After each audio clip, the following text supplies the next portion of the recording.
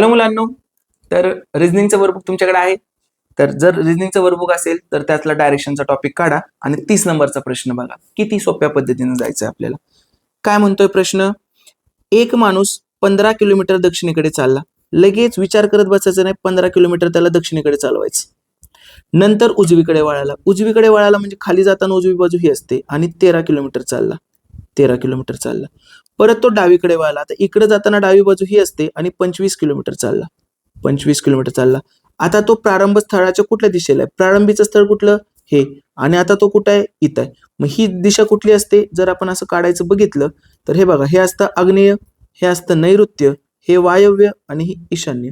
तर ही जागा कुठं आहे रे? इथं आहे ना. ही जागा इथं आहे, नैऋत्य. म्हणजे उत्तर काय असणार? सुरुवातीच्या स्थळाच्या कुठल्या दिशेला आहे? जर आपण असा ॲरो केला तर हा ॲरो कुठं जातोय? नैऋत्यला. तर ह्याचं काय येणार आहे? Option number 1.